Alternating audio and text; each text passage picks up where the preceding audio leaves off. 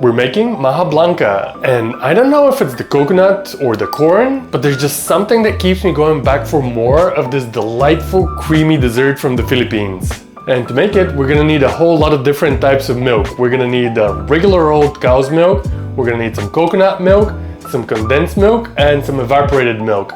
And depending on where in the world you live, if you find that you're struggling to find evaporated milk, you might realize that you've been staring at it all along without even noticing, as evaporated milk and unsweetened condensed milk are one and the same thing. Now for the canned goods, I'm not gonna give you specific measurements. I'm just gonna say a can of this or a can of that, because in the end we're gonna thicken everything up with cornstarch, and I don't think it really matters how much exactly is there in a can. For everything else though, I'm gonna put all the measurements down in the description. Okay, so directly into the pot, I'm gonna combine the coconut milk with the sweet condensed milk and the evaporated milk.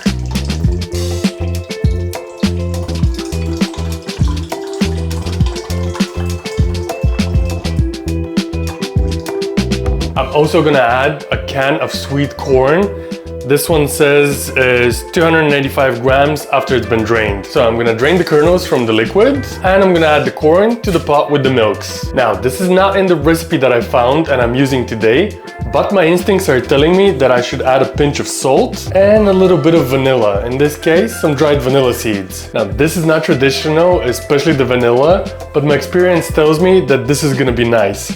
You feel free to leave these two things out. Then I'm gonna take the pot to the stove and give everything a really good stir. Well, that's coming up to temperature. In a bowl, I'm gonna mix 3/4 of a cup of whole cow's milk with 3/4 of a cup of cornstarch. I'm gonna make sure that the cornstarch is well incorporated into the milk, and then I'm gonna pour the mixture into the pot. At this point, you want to constantly be stirring because this thing is going to thicken up super quick as it comes up to the boil, and if you're not stirring, it can very easily burn.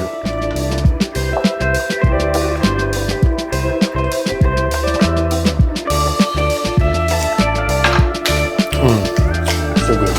In the meantime, I'm also going to throw into a dry pan about half a cup of unsweetened coconut flakes, and I'm going to toast these until nice and golden. I've also already greased up a tray into which I'm going to pour the hot Maja blanca.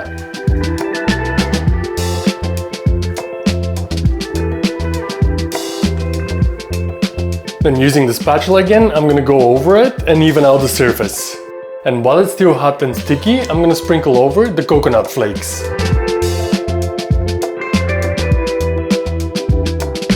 Okay, so I'm gonna let this come down to room temperature for at least an hour, and then I'm gonna pop it in the fridge to cool down and fully set, but I'm gonna keep it uncovered so that the coconut flakes stay crispy. It's the next day because I had to go out yesterday, so the Maja blanca has spent the whole night in the fridge, which means that it's nice and chilled and it's completely set. I'm gonna slice a piece off directly into the pan. And I think it should come out pretty easy, but let's see, fingers crossed.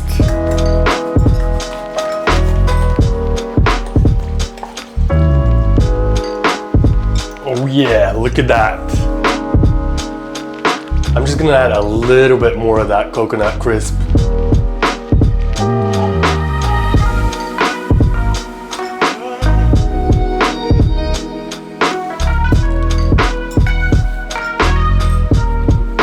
Oh, it's so impossibly creamy. It's sweet, but not too sweet. The topping provides not only an extra hit of coconut, but also provides a very nice texture that's in contrast with the creaminess. And then you get that pop from the corn, which is not something that you would expect in a dessert, but it's absolutely addictive. Roll out!